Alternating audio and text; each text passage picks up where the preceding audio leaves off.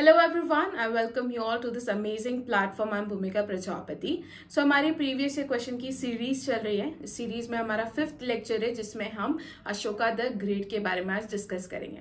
Right तो जितनी भी एग्जाम्स है जैसे कि CGL, CHSL, जो भी वनडे एग्जाम्स है वहां पर जितने भी अशोका द ग्रेट से बने क्वेश्चन है उसे हम लोगों ने कंपाइल करके इस लेक्चर में रख दिया है ताकि आप लोगों को यहाँ वहाँ क्वेश्चन ढूंढने ना पड़े। ये लेक्चर सफिशियंट होगा अगर आप अशोका से रिलेटेड, इस टॉपिक से रिलेटेड जो भी क्वेश्चंस ढूंढ रहे हैं या प्रैक्टिस करना चाह रहे हैं तो ये लेक्चर मोर देन सफिशिएंट होगा। राइट चलिए, सो बिना टाइम वेस्ट करे हमारा लेक्चर हम लोग स्टार्ट करते हैं। स्टार्ट करते हैं हमारे फर्स्ट लेक्चर से। हमारा फर्स्ट लेक्चर है Which of the following rulers erected his decrees at public places? ठीक है, वो कौन से रूलर था जिन्होंने पब्लिक प्लेसेस पर डिक्रीज जो है इरेक्ट करी थी? देखो इसका करेक्ट आंसर हो जाएगा अशोका। उससे पहले ये समझ लो कि जब हम अशोका की बात करते हैं तो he is considered as one of those rulers जिन्होंने सबसे पहले कोशिश करी थी कि वो अपने लोगों के साथ एक डायरेक्ट कॉन्टैक्ट इस्टेब्लिश कर सके। ठीक है, और ये डायरेक्ट कॉन्टैक्ट इस्टेब्लिश करने के लिए ही ये क्या करते थे, पब्लिक प्लेसेस पर या लोकल एरियाज में जो है ये पिलर एडिक्स इंस्टॉल करते थे जिसपे वो अपने मैसेजेस लिखते थे, अपने ऑर्डर्स लिखते थे या उनकी फिलॉसफी के बारे में बताने की कोशिश करते थे, उनके धर्म से रिलेटेड इंफॉर्मेशन देने की कोशिश करते थे। तो ये इस तरीके का काम करने वाले पहले रूलर जो है अशोका को माना जाता है और इस क्वेश्चन का करेक्ट आंसर भी क्या हो जाएगा, अशोका हो जाएगा। क्लियर है? चंद्रगुप्त मौर्य के बारे में देख लेते हैं। यहाँ पर चंद्रगुप्त मौर्य नाम हमें देखने को मिल रहा है। तो इन्होंने ही मौर्यन एम्पायर की नींव रखी थी।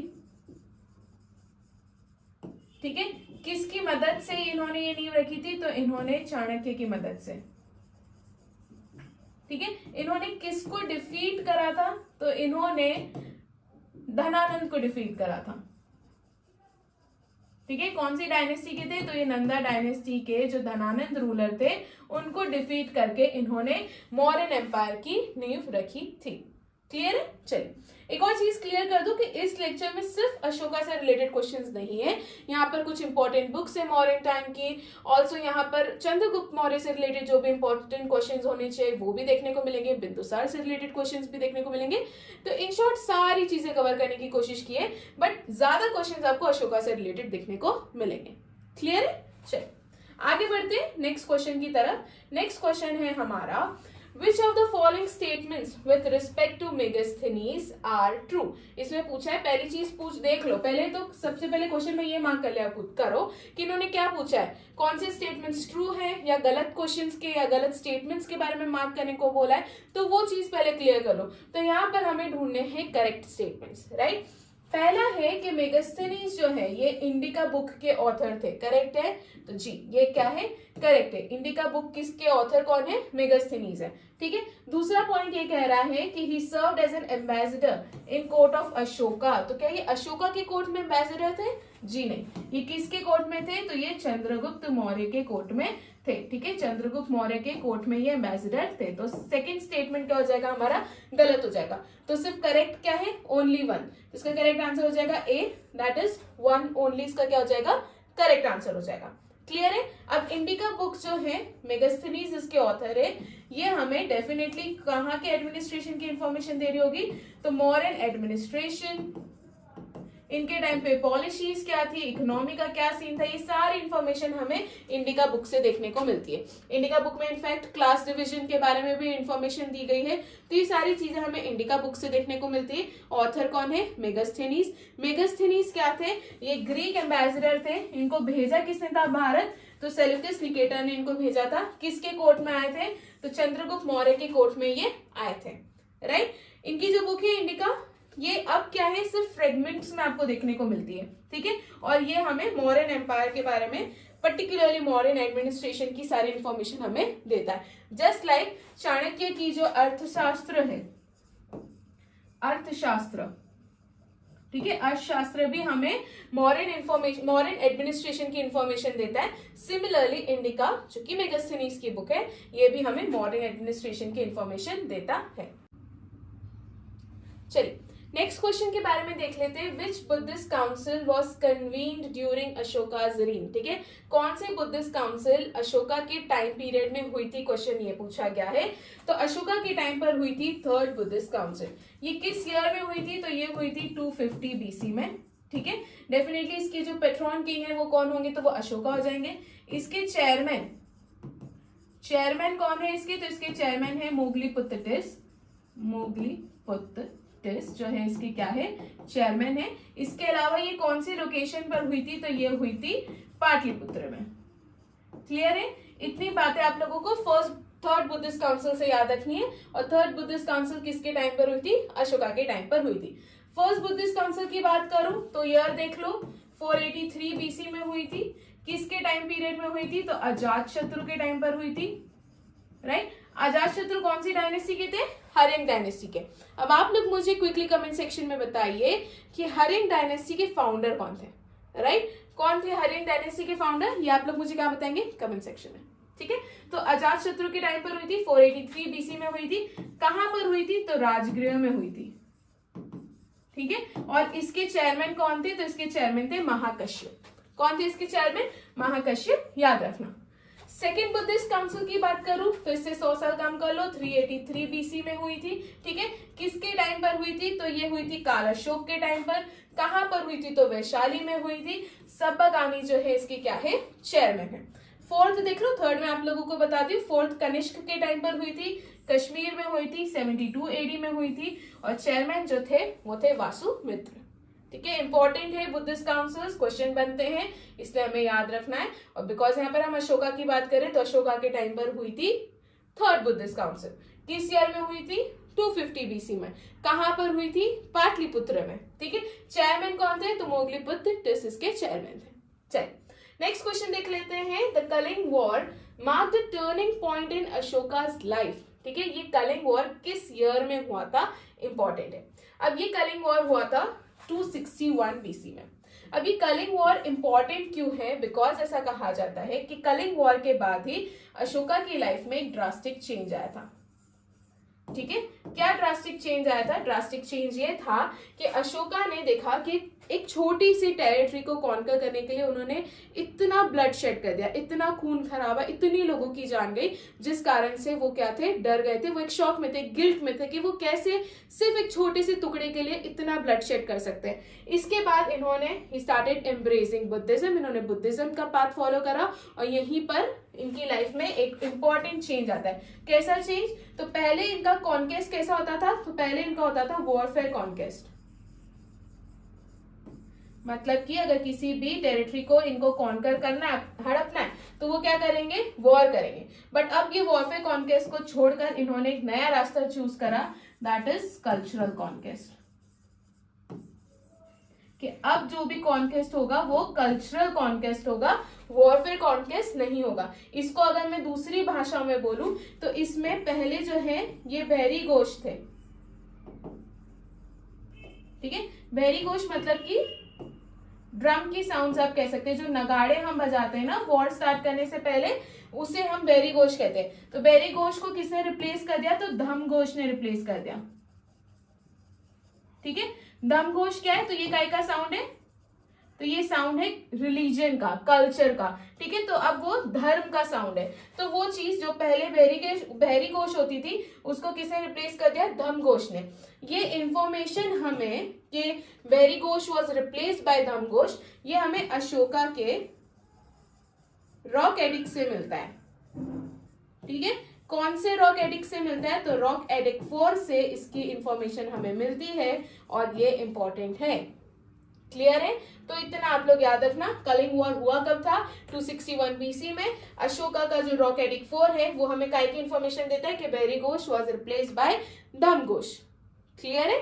चलिए, आई होप यहां तक बातें समझ में आई होगी, कोई डाउट नहीं होगा।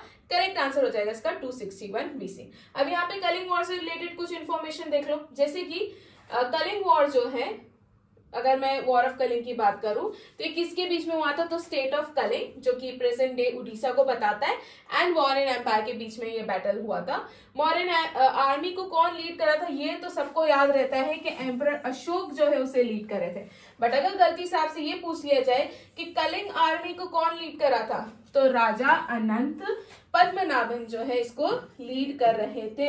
इंपॉर्टेंट, देखो कलिंग वॉर से पूछा जाएगा कि मौर्यन एम्पायर था, अशोका है, सबको पता है, बट कलिंग आर्मी को कौन लीड करा था? तो पद्मनाभन लीड कर रहे थे। ठीक है, अनंत पद्मनाभन राजा जो है वो लीड कर रहे थे। अब इस बैटल में बहुत ज्यादा ब्लड शेड हुआ, ऐसा कहा जाता है कि थाउजेंड्स ऑफ लोग मारे गए। यहाँ पर तो 1,50,000 वॉरियर्स के बारे में बात कर रही जा रही है।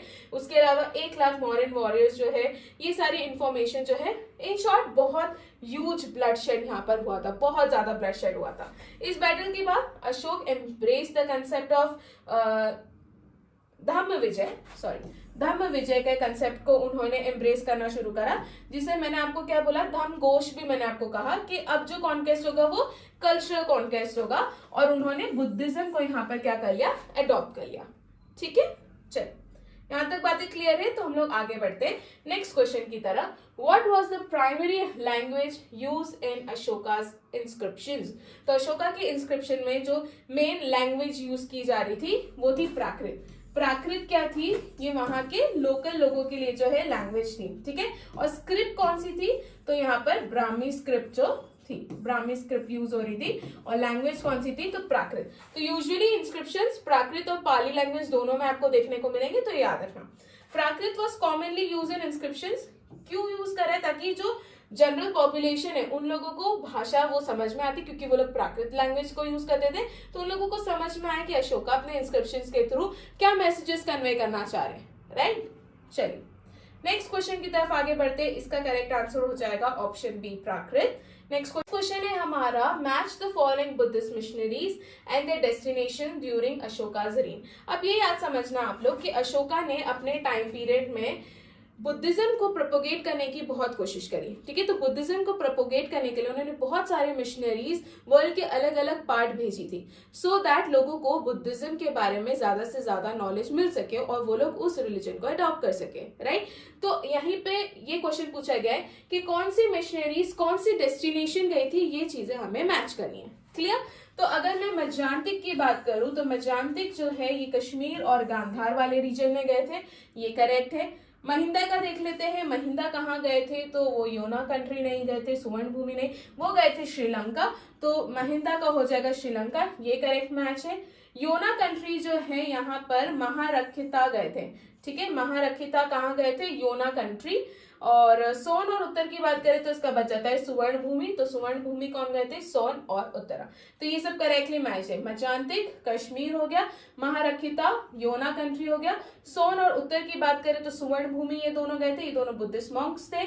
महिंदा की बात करें तो ये श्रीलंका गए थे। क्लियर है? चलिए वन बाय वन देख लेते हैं। डेफिनेटली ये लोग क्यों गए हैं, तो बुद्धिज्म को प्रोपोगेट, बुद्धिज्म की टीचिंग्स लोगों तक पहुंचाने के लिए गए हैं। मध्यांतिका की बात करें, कश्मीर और गांधार रीजन सिग्निफिकेंट क्या है, तो ये बुद्धिज्म को स्प्रेड करने के लिए गए थे इन रीजन्स में।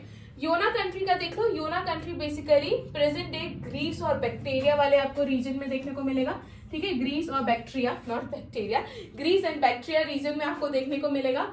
महारखिता की बात करें, उनको भेजा गया था कहां पर, ग्रीस और बैक्टीरिया में जो योना कंट्री है वहां पर। इन्होंने क्रूशियल रोल प्ले करा है for spreading of Buddhist teachings to the Hellenistic world. Right, इसके बाद सोना और उत्तरा की बात करें तो दो मॉन्क्स थे, मैंने अभी आप लोगों को बताया।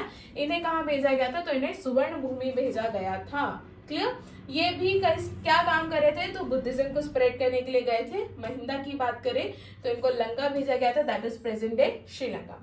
डेफिनेटली ये भी क्या कर रहे होंगे, वहां पर बुद्धिज्म को स्प्रेड करेंगे, इनकी टीचिंग्स को स्प्रेड करेंगे। ठीक है, चलिए next question, question number 9। When and by whom were the Ashokan inscriptions deciphered for the first time? तो अशोकन इंस्क्रिप्शंस को पहली बार 1837 में डेसिफर करा था जेम्स प्रिंसेप ने। एक क्वेश्चन ये बनता है। दूसरा क्वेश्चन ये बनता है कि अशोकन इंस्क्रिप्शंस को सबसे पहले डिस्कवर किसने करा था। ठीक है, इसका जवाब आप लोग मुझे कहाँ दे रहे हैं, कमेंट सेक्शन में। क्लियर है? तो पहली बार अशोकन इंस्क्रिप्शन को डेसिफर करा था जेम्स प्रिंसेप 1837 में, और डिस्कवर किसने करा था, पाद्रे करके एक पर्सन है, उनका पूरा नाम आप लोग मुझे बताएंगे कमेंट सेक्शन में, हिंट मैं आप लोगों को दे चुकी हूँ। ठीक है, सो ये हमारा हो गया सेकेंड क्वेश्चन आज का। चलिए नेक्स्ट क्वेश्चन की तरफ आगे बढ़ते हैं। इसका करेक्ट आंसर हो जाएगा जेम्स प्रिंसेप। एक बार इसकी क्विकली डिटेलिंग देख लीजिए आप लोग। जेम्स प्रिंसेप की बात करूं तो ये फर्स्ट थे जिन्होंने अशोका के एडिक्ट्स को डेसिफर करा था 1837 में। अशोका के जो इंस्क्रिप्शंस है उसमें आपको मेनली 3 लैंग्वेजेस देखने को मिलेंगे, प्राकृत, अरामाइक एंड ग्रीक लैंग्वेजेस देखने को मिलेगी। ठीक है, स्क्रिप्ट कौन सी है, तो ये सब ब्राह्मी स्क्रिप्ट में थे, और कुछ कुछ जगह जैसे कि नॉर्थ वेस्टर्न रीजन की बात करूं तो वहां पर आपको खरोष्टी स्क्रिप्ट भी देखने को मिलेगी। ठीक है, ये चीजें भी देखना। टोटल कितने रॉक एडिक्ट्स है अशोका के, तो अशोका के टोटल 14 मेजर रॉक एडिक्ट्स पाए गए हैं, जिसमें से अगर मैं कुछ कुछ इंपॉर्टेंट की बात करूं, जैसे कि मैं अगर फर्स्ट रॉक एडिक्ट की बात करूं तो यहाँ पर एनिमल स्लॉटर जो होता था उसको बैन करने की बात की गई थी, एनिमल स्लॉटर को बैन करने की बात की गई थी, और जो पब्लिक गैदरिंग्स होती है ना उसको भी बैन करने की बात की गई थी। तो ये फर्स्ट मेजर रॉक एडिक्ट था, ये चीज याद रखना। तो फर्स्ट रॉक एडिक्ट ये कहता है। उसके बाद अगर मैं बात करूं फोर्थ में अभी आप लोगों को बता दूं, फोर्थ में क्या हुआ था, बेरी घोष जो था इसको किसने रिप्लेस कर दिया था, धम्म घोष ने। ठीक है, ये भी मैं आप लोगों को बता दूं। फिफ्थ रॉक एडिक्ट देख लीजिए, फिफ्थ रॉक एडिक्ट अगेन मैं सिर्फ इंपॉर्टेंट वाले बता रही हूँ। यहाँ पे धम्म महामंत्रास की बात की गई है, धम्म महामंत्रास की। ये कौन थे, तो ये वो ऑफिशियल्स थे जिन्हें अशोका ने अपॉइंट करा था ताकि ये लोग जो लोकल लोग हैं, ठीक है, उन लोगों को उनके धर्म का मतलब, अशोका का खुद का एक धर्म था, जैसे कि हम संस्कृत में धर्म बोलते ना, सिमिलरली प्राकृत लैंग्वेज में हम लोग धर्म को धम कहते हैं। तो अशोका चाहते थे कि उनके धम, उनकी जो मॉरल वैल्यूज है, वो जिन प्रिंसिपल्स को फॉलो करते हैं, वो प्रिंसिपल्स और वो वैल्यूज उनकी जनता को भी पता हो। तो उन्होंने उनकी धम के जो भी प्रिंसिपल्स, जो भी रूल्स थे, वो लोगों तक पहुंचे। उसके लिए उन्होंने इन ऑफिशियल्स को क्या करा था, अपॉइंट करा था, ताकि ये उनके धम की बातें लोगों को बता सके। ठीक है, तो धम्म महामंत्रास को अपॉइंट करने के बाद कौन से रॉक एडिक्ट में की गई है, तो फिफ्थ रॉक एडिक्ट में की गई है। तो फर्स्ट, फोर्थ और फिफ्थ बहुत इंपॉर्टेंट है। इसके बाद एथ रॉक एडिक्ट की बात करूं, अगेन इंपॉर्टेंट है। यहाँ पर अशोका पहली बार जो है बौद्ध गया विजिट पे गए थे। ये उनकी पहली जर्नी कही जाती है कि किसी बुद्धिस्ट प्लेस पे जाने की उनकी पहली जर्नी कही जाती है। तो ये बौद्ध गया गए थे, ये इंफॉर्मेशन हमें एथ रॉक एडिक्ट से मिलती है। ठीक है, इसके बाद यहाँ पर उन्होंने बौद्धि ट्री भी देखा था। इसके बाद सबसे इंपॉर्टेंट 13th रॉक एडिक्ट, कौन से नंबर का बोल रही हूँ, 13th रॉक एडिक्ट। ये क्यों इंपॉर्टेंट है, बिकॉज यहीं से हमको कलिंग वॉर के बारे में देखने को मिलता है। तो कलिंग वॉर की इंफॉर्मेशन हमें कहां से मिलती है, तो कलिंग वॉर की इंफॉर्मेशन हमें 13th रॉक एडिक्ट से मिलती है। 13th रॉक एडिक्ट, यहां तक बातें क्लियर है। तो ये कुछ इंपॉर्टेंट रॉक एडिक्ट से यहां से एग्जाम में क्वेश्चंस बनते हैं, राइट, इन्हें एटलीस्ट याद कर लेना। ओके, एक और बात क्विकली बता दूं, फर्स्ट एनिमल स्लॉटर जो होता था और जो पब्लिक गैदरिंग्स उस टाइम पर होती थी उस पर बैन लगा रखा था। फोर्थ, बेरी घोष को रिप्लेस कर दिया था, किसने, धम्म घोष ने। फिफ्थ में धम्म महामंत्रास की अपॉइंटमेंट की बात की गई है। एथ में उनकी पहली बुद्धिस्ट प्लेस पे जो जर्नी थी उसके बारे में बताया गया, बौद्ध गया गए थे वो, जहां पर उन्होंने बौद्धि ट्री भी देखा था। और 13 वेरी वेरी वेरी इंपॉर्टेंट, यहां से कलिंग वॉर के बारे में हमें पता चलता है। ओके, चलिए टोटल कितने रॉक एडिक्ट्स है, तो टोटल 14 रॉक एडिक्ट्स है। यहाँ पर मैंने आप लोगों को 13 का बता दिया, 13 रॉक एडिक्ट कलिंग वॉर के बारे में बताता है। एक पिलर एडिक्ट है 7, यहाँ पर भी हमें समरी देखने को मिलती कि वो किस तरीके से उनके धर्म को प्रमोट करने के लिए अपने ही किंगडम में क्या क्या एफर्ट्स डाल रहे थे। उस एफर्ट्स की इंफॉर्मेशन हमें पिलर एडिक्ट 7 से मिल रही है। उसी एफर्ट में एक उनका स्टेप था धम्म महामंत्रास को अपॉइंट करने का, राइट। चलिए, Thus, the Ashokan inscription remain valuable sources for study of Ashoka and the Mauryan Empire. ठीक है, डेफिनेटली इनके इंस्क्रिप्शंस के बेसिस पर हम पूरे मौर्यन एम्पायर की हिस्ट्री को कंस्ट्रक्ट कर पाए। तो इनके इंस्क्रिप्शंस, एडिक्ट्स, ये सब बहुत इंपॉर्टेंट सोर्सेज है, हिस्ट्री को कंस्ट्रक्ट करने के लिए बहुत इंपॉर्टेंट रोल प्ले करा है इन्होंने। ठीक है, चलिए नेक्स्ट क्वेश्चन की तरफ आगे बढ़ते हैं। नेक्स्ट क्वेश्चन है, what new position did Ashoka construct for promotion of dhamma. अभी मैंने आपको बताया कि धम्म को प्रमोट करने के लिए अशोका ने धम्म महामंत्रास क्या करे थे, अपॉइंट करे थे। ये ऑफिशियल्स थे जिनका काम क्या था कि उनके धम्म की जो टीचिंग्स है उसे स्प्रेड करना उनके किंगडम में। ठीक है, तो ये थे हमारे धम्म महामंत्रास, जिसके बारे में मैं ऑलरेडी आप लोगों को समझा चुकी हूँ। आगे बढ़ते, करेक्ट आंसर हो जाएगा इसका ऑप्शन डी। नेक्स्ट क्वेश्चन है हमारा, मुद्र राक्षस बुक इज रिटन बाय। मुद्र राक्षस बुक के ऑथर कौन है, तो मुद्र राक्षस बुक के ऑथर है विशाखा दत्त। ठीक है, विशाखा दत्त। आप मुझे बताइए कौटिल्य की बुक का नाम क्या है, अर्थशास्त्र। मेगास्थनीज की बुक का नाम क्या है? इंडिका। ठीक है, दूसरे ऑथर्स भी देख लेते हैं। पाणिनि ने कौन सी बुक लिखी है? तो पाणिनि ने लिखी है अष्टाध्यायी, याद रहेगा। इसके बाद कल्हण ने कौन सी बुक लिखी है? तो कल्हण ने लिखी है राजतरंगिणी।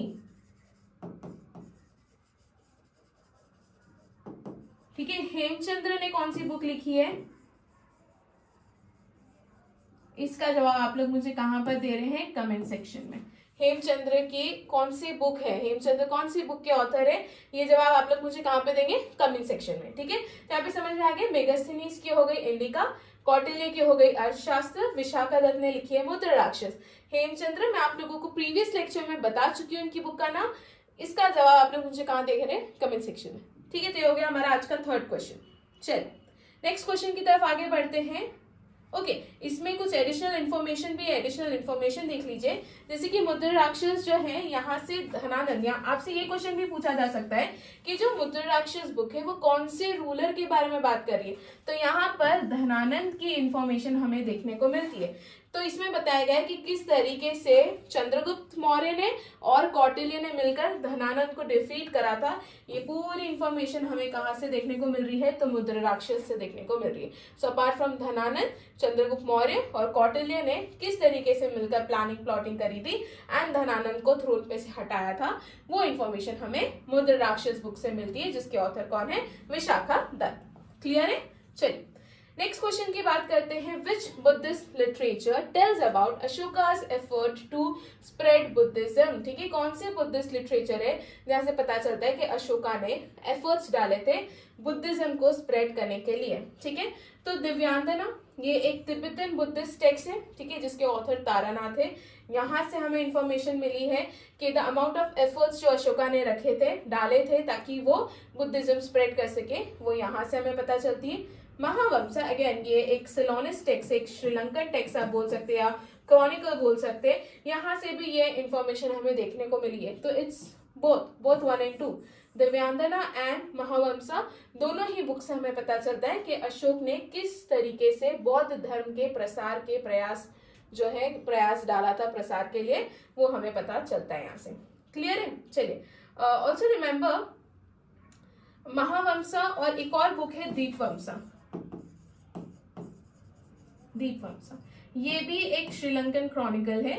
दीपवंसा से हमें पता चला है कि जब अशोक थ्रोन पे बैठे थे, तो थ्रोन पर बैठने से पहले जो यहाँ पर वॉर ऑफ सक्सेशन हुआ था, जो ऑलमोस्ट 4 years के लिए चला था, तो उस वॉर ऑफ सक्सेशन में ये बुक ये बताती है कि अशोका ने अपने 99 ब्रदर्स को मारा था ताकि वो थ्रोन पे बैठ सके, एक्सेप्ट उनका एक यंगर भाई है जिसका नाम है टिस।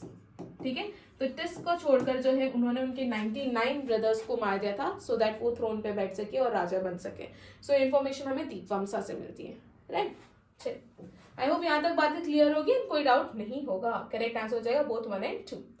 नेक्स्ट क्वेश्चन है, who recognised Chandragupta Maurya as Sandrocottus. ठीक है, चंद्रगुप्त मौर्य को सेंड्रोकॉटस नाम किसने दिया था, यहाँ पर ये पूछा गया है। तो चंद्रगुप्त मौर्य को सेंड्रोकॉटस नाम दिया था विलियम जोन्स ने। ठीक है, तो इसका करेक्ट आंसर हो जाएगा ऑप्शन ए, विलियम जोन्स। इसके अलावा इनको कुछ और नामों से भी जाना जाता है, वो देख लीजिए। जैसे कि विलियम जोन्स ने इनको सेंड्रोकॉटस नाम दिया था, इनको एंड्रोकॉटस भी कहा जाता है। तो क्वेश्चन ये भी बन सकता है कि सेंड्रोकॉटस एंड एंड्रोकॉटस के नाम से कौन से मौर्यन रूलर को जाना जाता है, तो वो कौन है, चंद्रगुप्त मौर्य। इनको एंड्रोकॉटस जो है प्लूटार्क ने कहा था, ये चीज भी याद रखना। तो इनको सेंड्रोकॉटस कौन कहा है, विलियम जोन्स, और इनको एंड्रोकॉटस किसने कहा है, प्लूटार्क। और सेंड्रोकॉटस और एंड्रोकॉटस दोनों कौन से मौर्यन रूलर के नाम है, तो ये दोनों नाम है चंद्रगुप्त मौर्य के। यहां तक बातें क्लियर है। चलिए आगे बढ़ते हैं हमारे नेक्स्ट क्वेश्चन की तरफ। Who of the following mentions about the meetings of Sendrocottus with Alexander the Great? इसमें से किसने सेंड्रोकॉटस यहाँ पर मतलब किसको डिनोट किया जा रहा है, चंद्रगुप्त मौर्य और अलेक्जेंडर द ग्रेट मिले थे। ये इंफॉर्मेशन इनकी मीटिंग के बारे में किसने बताया है, तो इसकी इंफॉर्मेशन हमें जस्टिन से मिलती है जो कि एक ग्रीक राइटर थे। राइट, चलिए नेक्स्ट क्वेश्चन। राइटर ऑफ परिशिष्ट परवान इज, ठीक है, परिशिष्ट परवान के ऑथर कौन है? इसका जवाब मैंने आप लोगों से ये पूछा था बट बता देती हूँ, इसके ऑथर है हेमचंद्र। तो हेमचंद्र ने बुक लिखी है परिशिष्ट परवान, राइट। चलिए बढ़ते हैं नेक्स्ट क्वेश्चन की तरफ। Which book depicts Chandragupta Maurya as Vrishala and Kulahina? तो चंद्रगुप्त मौर्य को वृषाल और कुलहीन कौन सी बुक में कहा गया है? तो ये है मुद्र राक्षस, जो कि विशाखा दत्त की बुक है। मुद्र राक्षस जो कि विशाखा दत्त की बुक है, इसमें चंद्रगुप्त मौर्य को वृषाल और कुलहीन कहा गया है। कुलहीन बेसिकली एक ऐसा पर्सन जो किसी कुल को बिलोंग नहीं करता है, उसे कुलहीन कहा गया है। और वृषाल मतलब एक ग्रेट रूलर, एक ग्रेट राजा आप कह सकते हैं, उसके लिए वृषाल वर्ड यूज किया जाता है। सो हमने अभी देखा कि विशाखा दत्त ने अपनी बुक में बताया था कि किस तरीके से धनानंद को चंद्रगुप्त मौर्य और कौटिल्य ने मिलकर थ्रोन पर से हटाया था। ये पूरी स्टोरी हमको मुद्र राक्षस में देखने को मिलती है, राइट। सो मुद्र राक्षस, विशाखा दत्त इसकी ऑथर है। इसी मुद्र राक्षस बुक में विशाखा दत्त ने चंद्रगुप्त मौर्य को वृषाल एंड कुलहीन कहा है। क्लियर है यहाँ पर बातें? चलिए आगे देख लेते हैं, एडिशनल इंफॉर्मेशन देख लो। संस्कृत ड्रामेटिक टेक्स्ट है मुद्र राक्षस, जिसमें वृषाल वर्ड और कुलहीन, कुलहीन मतलब कि जो किसी कुल को बिलोंग नहीं करता या कोई रिकॉग्नाइज क्लैन या फैमिली से वो उसका ओरिजिन नहीं हुआ या बिलोंग नहीं करता है, उसे हम कुलहीन कहते हैं। नाम से, वर्ड से ही समझ में आ रहा है कि क्या है। वृषाल की बात करें, वृषाल के बेसिकली दो मतलब है। एक तो इसको ग्रेटेस्ट रूलर कहा जाता है, वन ऑफ द बेस्टेस्ट के, एक तो ये होता है। इसका एक और मतलब है, वो मत भूल जाना, शूद्र के बेटे को भी कहा जाता है। तो ये दोनों चीजें याद रखना। वृषाल के दो मतलब निकले, या तो बेस्ट ऑफ किंग्स, सबसे ग्रेटेस्ट रूलर, या तो ये होता है। दूसरा वन इज सन ऑफ अ शूद्र, जब वो किसी शूद्र का बेटा है, ये इसका दूसरा मतलब है। तो दोनों मतलब याद रखना। और कुलहीन मतलब तो वर्ड से ही क्लियर हो जाएगा। क्लियर है? चलिए यहाँ तक बातें समझ में आई होगी, आई होप सो, एंड आप लोगों को डाउट नहीं होगा। अब यहाँ पर ना चंद्रगुप्त मौर्य के ओरिजिन से रिलेटेड अलग अलग बातें कही गई है। फॉर एग्जाम्पल महावंशम, अभी मैंने बताया ये कौन सी टेक्स्ट है, तो एक सिलोनिस टेक्स्ट है या फिर श्रीलंकन बुक आप कह सकते हैं। यहाँ पे कहा गया है कि चंद्रगुप्त मौर्य जो है वो एक क्षत्रिय क्लैन, दैट इज मौर्यास, यहाँ को बिलोंग करते थे। उसके बाद मुद्र राक्षस में कहा है कि ये वृषाल और कुलहीन है, ठीक है। जूनागढ़ रॉक इंस्क्रिप्शन में क्या कहा है, वैश्य ओरिजिन है, जो वर्कर क्लास है, वहां से इनका ओरिजिन हुआ है। पुराणों में कहा है कि शूद्र ओरिजिन है चंद्रगुप्त मौर्य का। परिशिष्ट परवान, ऑथर कौन है, हेमचंद्र, ठीक है। परिशिष्ट परवान में कहा है कि son of a daughter of chief of peacock tamers, जो पिकॉक टेमस के जो चीफ है उनकी बेटी का बेटा है कौन, चंद्रगुप्त मौर्य। किसने कहा है, हेमचंद्र ने। कहाँ पे कहा है, उनकी बुक में। बुक का नाम क्या है, परिशिष्ट परवान, राइट। चलिए जस्टिन ने कहा है that he is man of humble origin. Kshemendra और सोमदेव ने कहा है कि पूर्व नंद सुत, that is son of genuine Nanda, मतलब जेन्युइन नंदा का बेटा है, ये बात कही गई है। उसके बाद महावंशतिका में कहा गया है कि शाक्य क्लैन, बुद्ध की जो शाक्य क्लैन है वहां से इनका ओरिजिन हुआ है। ये इंफॉर्मेशंस चंद्रगुप्त मौर्य के ओरिजिन की अलग अलग इंफॉर्मेशन है, याद रखिएगा, ठीक है। चलिए नेक्स्ट देख लेते हैं, द अर्थशास्त्र ऑफ कौटिल्य इज। ये कौटिल्य की जो अर्थशास्त्र है वो किस बारे में इंफॉर्मेशन देती है। मैंने आप लोगों को स्टार्टिंग में बता दिया था कि मॉडर्न एडमिनिस्ट्रेशन की इंफॉर्मेशन हमें कौटिल्य की अर्थशास्त्र से भी मिलती है एंड मेगास्थनीज की इंडिका बुक से भी मिलती है। तो यहाँ पर book on principles of government इसका करेक्ट आंसर होगा। इसका करेक्ट आंसर है ऑप्शन 4, राइट। चलिए करेक्ट आंसर क्या हो जाएगा, सरकार के सिद्धांतों पर किताब है। चलिए नेक्स्ट क्वेश्चन की तरफ बढ़ते हैं। Question number 18, Chandragupta Maurya defeated Seleucus Nicator. Chandragupta Maurya ने सेल्यूकस निकेटर को डिफीट करा था 305 बीसी में, और डिफीट करने के बाद उन्होंने कुछ टेरिटरीज, कुछ रीजन्स पे अपना कंट्रोल एस्टैब्लिश करा था। तो वो टेरिटरीज कौन कौन सी थी, तो वो थी हेरात, कांधार, काबुल एंड बलूचिस्तान। ये चार टेरिटरीज जो है सेल्यूकस निकेटर को हराने के बाद चंद्रगुप्त मौर्य ने अपने पास रखी, ठीक है, मतलब उनको इन एरियाज में कंट्रोल मिल गया था। हेरात, कांधार, काबुल और बलूचिस्तान। तो करेक्ट आंसर क्या हो जाएगा? नेक्स्ट क्वेश्चन की तरफ बढ़ते हैं। नेक्स्ट क्वेश्चन यहाँ पे पूछा गया है, which one of the following mention division of the modern society into 7 classes.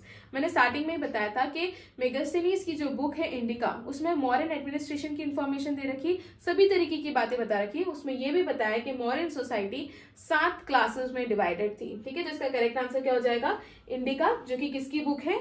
Megasthenes की बुक है, राइट। अच्छा, अर्थशास्त्र में भी कुछ क्लास डिवीजन के बारे में बताया गया है। अर्थशास्त्र में कितने सोसाइटी कितने क्लासेस में डिवाइडेड थी, इसका जवाब आप लोग मुझे कहा देंगे? कमेंट सेक्शन में देंगे। ठीक है, चलिए नेक्स्ट क्वेश्चन की तरफ बढ़ते हैं। नेक्स्ट क्वेश्चन है हमारा, ओके, एडिशनल इंफॉर्मेशन ले लीजिए। The division of modern society in 7 class was particularly mentioned in Megasthenes की जो इंडिका बुक है, वहां पर मेंशन किया गया था। ओके, 7 डिविजन्स क्या है? वेरी इंपॉर्टेंट, ये बताना तो मैं भूल गई आपको। 7 डिविजन्स क्या है? तो wise man, that is Brahmins, ये पहली क्लास थी। उसके बाद farmers, herders, artisans, soldiers and overlookers and जो गवर्नमेंट ऑफिशियल्स थे, इस 7 क्लास में जो है, इन गवर्नमेंट ऑफिशियल्स में आर्मी और नेवी के भी ऑफिशियल्स को क्या कर रखा था? इंक्लूड कर रखा था। तो ये वो 7 क्लासेस थी जिसके बारे में मेगास्थनीज ने अपनी बुक में मेंशन कर रखा है, इंपॉर्टेंट है। ठीक है, चलिए नेक्स्ट देख लेते हैं। डायमैकस जो है, he came to India during the reign of, Deimachus किसके रीन में आए थे? तो डायमैकस आए थे बिंदुसार के रीन में। चंद्रगुप्त मौर्य के टाइम पे कौन आया है? मेगास्थनीज। किसने भेजा था? सेल्यूकस निकेटर ने। ठीक है, तो डायमैकस जो है ये किसके टाइम पर आया है? बिंदुसार के टाइम पे। डायनोसियस नाम का एक पर्सन भी आया था। डायनोसियस जो है वो अशोका के टाइम पर आए थे, इसे भी याद रखना। ठीक है, चलिए नेक्स्ट क्वेश्चन देख लेते हैं। एडिशनल इंफॉर्मेशन देख लो। अकॉर्डिंग टू स्ट्राबो, सीरियन किंग जो एंटियोकस I थे, उन्होंने ये जो डायमैकस है उन्हें भेजा था to the court of Bindusara. Dionysius जो आए थे ना, उनको भी एक इजिप्शियन किंग ने भेजा था। वो भी चीज आप लोग याद रखना। वो किसके कोर्ट में आए थे? तो वो अशोक के कोर्ट में आए थे।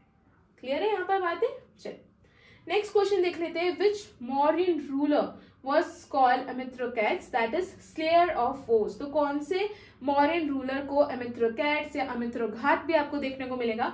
तो ये जो वर्ड है किसके लिए यूज किया गया है? ये वर्ड यूज किया गया है बिंदुसार के लिए, राइट। तो अमिथ्रोकैट्स का मतलब होता है बेसिकली स्लेयर ऑफ फोर्स, जो जिन्होंने अपने सभी दुश्मनों को हरा दिया है ना। चलिए, इनको अमिथ्रोघात के नाम से भी जाना जाता है, उस चीज को भी याद रखना। एथेनेकस एक ग्रीक हिस्टोरियन है, उन्होंने इनको अमिथ्रोकैट्स कहा है। ओके, चलिए next question. According to Taranath, एक तिब्बतन बुद्धिस्ट मॉन्क थे, Bindusara conquered how many states between 2 seas. पहला क्वेश्चन मुझे बता दो कि तारानाथ ने कौन सी बुक लिखी है। ठीक है, अभी स्टार्टिंग में हमने देखा था बुद्धिस्ट बुक है, वो कौन सी बुक है वो बताइए। इस क्वेश्चन का आंसर इसमें बोला है कि तारानाथ के अकॉर्डिंग बिंदुसार ने 2 सीज के बीच में कितने स्टेट्स जो है उसे कॉन्कर करा था। तो 2 सीज के बीच में उन्होंने 16 स्टेट्स जो है क्या करे थे? कॉन्कर करे थे। और ये इन्फॉर्मेशन हमें कहाँ से मिली है? तो ये इन्फॉर्मेशन हमें तारानाथ की बुक से मिली है। ठीक है, बुक का नाम आप लोग मुझे कमेंट सेक्शन में बताएंगे। यहाँ पर एडिशनल इंफॉर्मेशन देख लीजिए कि बिंदुसार के रीन के टाइम में मौर्यन एम्पायर जो है वो काफी ज्यादा एक्सपेंड हो गया था। ठीक है, चाणक्य जो है वो क्या थे? बिंदुसार के टाइम पर एडवाइजर थे। इन्होंने 2 सीज के बीच में 16 स्टेट्स को क्या कर रखा था? कॉन्कर कर रखा था। तो ये सारी चीजें हैं, एडिशनल इंफॉर्मेशन है, एक बार इन चीजों को पढ़ लीजिएगा। क्वेश्चंस की तरफ बढ़ते हैं। वायु पुराण में बिंदुसार जो है इज नोन एज और रेफर्ड एज। तो वायु पुराण के अंदर बिंदुसार को किस नाम से जाना गया है? तो वायु पुराण के अंदर बिंदुसार को भद्रसार के नाम से जाना गया है। ठीक है, फिर से सुन लो, वायु पुराण में बिंदुसार को क्या कहा गया है? भद्रसार। इंपॉर्टेंट है। ओके, चलिए नेक्स्ट क्वेश्चन की तरफ आगे बढ़ते हैं। इंपॉर्टेंट है, यहाँ से क्वेश्चन बन सकता है एग्जाम में। एडिशनल इंफॉर्मेशन देख लें तो बिंदुसार को सिंहसेन भी कहा गया है। ठीक है, और ये कहाँ कहा गया है? तो एक जैन टेक्स्ट में बिंदुसार को सिंहसेन कहा गया है और इनको बिंदुपाल कहा गया है चाइनीज डिस्क्रिप्शन में। तो आपको इन शॉर्ट बिंदुसार के कितने नाम याद रखने हैं? तो आपको बिंदुसार के 3 नाम याद रखने हैं। पहली चीज, इनको वायु पुराण में इनको क्या कहा गया है? तो भद्रसार कहा गया है, राइट। उसके बाद जैन टेक्स्ट में इनको क्या कहा गया है? तो जैन टेक्स्ट में इनको सिंहसेन कहा गया है। ठीक है, चाइनीज डिस्क्रिप्शन में इनको क्या कहा गया है? चाइनीज डिस्क्रिप्शन में इनको बिंदुपाल कहा गया है।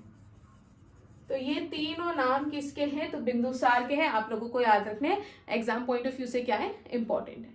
ठीक है, चलिए यहाँ तक बातें क्लियर है। तो हम बढ़ते हैं हमारी नेक्स्ट स्लाइड की तरफ, that is next question. Next question है the monk who influence Ashoka to embrace Buddhism was. तो अशोका की लाइफ में ना 2 लोग आए हैं, उन 2 लोगों ने बहुत इंपॉर्टेंट रोल प्ले करा है अशोका को इन्फ्लुएंस करने के लिए। पहले हो जाते हैं उपगुप्त। ठीक है, अशोका को सबसे ज्यादा इन्फ्लुएंस जो है उपगुप्त ने ही करा था, एक बुद्धिस्ट मॉन्क थे। दूसरा उनका एक नेफ्यू था, एक 7 साल का बुद्धिस्ट मॉन्क था जो उनका नेफ्यू ही था। ठीक है, उनका नाम था निग्रोध। तो निग्रोध ने और उपगुप्त ने, दोनों ने ही इनको काफी ज्यादा इन्फ्लुएंस करा था और इन लोगों से मिलने के बाद ही उन्होंने बुद्धिज्म को क्या करना, एम्ब्रेस करना शुरू करा था। ठीक है, तो इसका करेक्ट आंसर क्या हो जाएगा, उपगुप्त, दैट इज ऑप्शन 2। तो इसका करेक्ट आंसर है option 2 Upagupta. Next question, Chandragupta Maurya spent his last days in. तो चंद्रगुप्त मौर्य ने अपने जीवन के अंतिम दिन जो है कहाँ पे बिताए थे? तो उन्होंने श्रवणबेलगोला में बिताए थे, जो कि कर्नाटका में, और यहीं पर उन्होंने सलेखना पद्धति से जो है अपने जीवन त्यागा था। सलेखना पद्धति बेसिकली जैनिज्म में एक प्रोसेस है जिसके अंदर ये लोग फास्टिंग करते, खाना पीना छोड़ देते और धीरे धीरे जो है चीजों को, सारी चीजों को छोड़ देते हैं। देखो बेसिकली क्या है ना, जैनिज्म में क्या माना जाता है कि डेथ बाय फास्टिंग, इसको as the ultimate renouncement of worldly possession, मतलब आपको वर्ल्ड की जितनी भी चीजें हैं वो सारी छोड़नी है, तो आप क्या करें, फास्टिंग कीजिए और फास्टिंग से स्लोली स्लोली जो है आपकी जान जाएगी। उसी को हम लोग क्या कहते हैं, सल्लेखना पद्धति। तो चंद्रगुप्त मौर्य ने भी सल्लेखना पद्धति से अपना जीवन त्यागा था और अंतिम दिवस में ये कहाँ थे? तो ये अंतिम दिवस में श्रवणबेलगोला थे, राइट। नेक्स्ट क्वेश्चन देख लेते हैं, which literary source states Ashoka killed his 99 brothers to acquire throne. देखो इसका ना ये थोड़ा सा कंफ्यूजिंग हो सकता है, कहीं कहीं आपको आंसर दीपवंश देखने को मिलेगा, कहीं कहीं आंसर आपको महावंशा देखने को मिलेगा, बट बेसिकली ये दोनों ही क्या है, सिलोनिस टेक्स्ट है, दोनों ही श्रीलंकन टेक्स्ट है और इन दोनों से ही ये इंफॉर्मेशन हमें देखने को मिलती है। तो इसका करेक्ट आंसर क्या हो जाएगा, ऑप्शन 2 and 3 बोथ। ठीक है, तो दीपवंशा और महावंशा दोनों ही हमको ये इंफॉर्मेशन प्रोवाइड करते हैं। क्लियर है, चल आगे बढ़ते हैं। इसका करेक्ट आंसर हो जाएगा महावंशा और दीपवंशा दोनों हो जाएगा। नेक्स्ट है question 27, the most commonly used coin during Mauryan period was. Mauryan period में सबसे कॉमनली यूज कॉइन जो है उसे पाना कहा जाता था। ठीक है, उसे क्या कहा जाता था, पाना कहा जाता था। इसका करेक्ट आंसर हो जाएगा ऑप्शन 1। ठीक है, ये लोग पाने में लोगों को सैलरी देते थे, जैसे कि मौर्यन टाइम में, अशोका के टाइम पर 48 के पाना जो है, 48 के पाना दिया जाता था किसको, जो इनके सुपीरियर्स थे, जो स्टार्टिंग के जो 4 मेन चीफ ऑफिशियल्स थे, उनको इस तरीके से सैलरी मिलती थी, 48 के पाना की सैलरी मिलती थी। तो ये चीज भी आप लोग याद रखना। ओके, आगे बढ़ते हैं नेक्स्ट क्वेश्चन की तरफ। According to Mahavamsa, Ashoka was converted to Buddhism by a 7-year-old monk, जो कि अशोका के नेफ्यू ही थे। उनका नाम क्या है, तो उनका नाम है निग्रोध। अभी मैंने आप लोगों को बताया था, तो 2 लोगों का इन्फ्लुएंस रहा है, उपगुप्त और निग्रोध दोनों। निग्रोध की इन्फॉर्मेशन कहाँ से मिली है, तो महावंशा से मिली है, तो उस चीज को भी आप लोग याद रखिएगा। ठीक है, कहाँ से मिली है, महावंशा से मिली है, तो उस चीज को भी आप लोग याद रखना, कंफ्यूज मत होना। क्लियर है, चल आगे बढ़ते हैं नेक्स्ट क्वेश्चन की तरफ, that is question number 29, who was known as Devanam Priyadasi. ठीक है, देवनाम प्रियदासी जो है ये किसके लिए वर्ड यूज किया गया है, तो ये वर्ड यूज किया गया है अशोका के लिए, राइट। देवनाम प्रियदासी मतलब जो भगवान को बहुत प्रिय है, ठीक है, जो प्रियतम है भगवान का, ऐसा वर्ड जो है ये किसके लिए यूज किया गया है, अशोका के लिए। ऑल्सो रिमेम्बर, अशोका का नाम आपको अशोका ही किन किन इंस्क्रिप्शंस में देखने को मिलता है, तो वहां से भी क्वेश्चन पूछा जाता है। तो मस्की इंस्क्रिप्शन, नेतुर इंस्क्रिप्शन एंड जो गुर्जरा इंस्क्रिप्शन है। गुर्जरा इंस्क्रिप्शन कहाँ से पाया गया, तो मध्य प्रदेश के दतिया डिस्ट्रिक्ट में आपको देखने को मिलेगा। तो ये जो इंस्क्रिप्शन है, ये तीनों ऐसे इंस्क्रिप्शन है जहां पर अशोका का नाम क्या लिखा गया है, अशोका ही लिखा गया है। तो वो चीज भी एक इंपॉर्टेंट है, यहाँ से भी क्वेश्चन बनता है। ठीक है, इसके अलावा उनको और किन किन नामों से जाना जाता है, इसकी रिसर्च आप लोग करेंगे। ओके, चलिए बढ़ते हैं नेक्स्ट क्वेश्चन की तरफ। नेक्स्ट क्वेश्चन हो जाएगा हमारा ओके, ये एडिशनल इन्फॉर्मेशन है। देवनाम प्रिय मतलब कि जो भगवान को बहुत प्रियतम है। प्रियदर्शी मतलब it refers to one who regards everyone amiably, तो वो चीज भी याद रखना। चलिए next question, the official agronomoi, ठीक है, during modern age was related to which of the following field. तो ये क्या काम करते थे ये पूछा गया है। तो क्या ये वेट एंड मेजरमेंट का काम करते थे? जी नहीं। ये रोड्स की कंस्ट्रक्शन का काम करते थे, तो इसका करेक्ट आंसर हो जाएगा option 2, construction of roads. Clear है? चलिए नेक्स्ट क्वेश्चन आंसर देख लीजिए, कंस्ट्रक्शन ऑफ रोड्स। यहीं पे हमारे सभी PYQs खत्म होते हैं, कुछ एडिशनल प्रैक्टिस क्वेश्चंस भी इसमें डाले गए थे। अब यहाँ पर आ जाता है आपके लिए question of the day. Question of the day है कि अशोका वाज वाइसरॉय और governor of which city during the reign of Bindusara. तो जो बिंदुसार रूल करे थे उस समय अशोका कहाँ के वाइसरॉय थे या गवर्नर थे? उज्जैन के थे, तक्षशिला के थे, खंडवा के थे कि कलिंग के थे? इसका जवाब आप लोगों को मुझे कमेंट सेक्शन में देना है। ओके, चलिए इसी के साथ हमारा आज का लेक्चर खत्म होता है। Thank you so much. I hope आप लोगों को सारी चीजें समझ में आई होगी एंड कोई डाउट नहीं होगा। सो मिलते हैं नेक्स्ट लेक्चर में। जस्ट इन केस अगर कोई डाउट है तो आप लोग मुझसे कमेंट सेक्शन में पूछ सकते हैं। टॉपिक से रिलेटेड कोई भी है, क्वेश्चन से रिलेटेड है वो भी पूछ सकते हैं। टॉपिक से रिलेटेड कुछ और जानना है तो वो चीजें भी आप लोग मुझसे कमेंट सेक्शन में पूछ सकते हैं। Okay, so thank you so much. मिलते हैं नेक्स्ट लेक्चर में। बाय।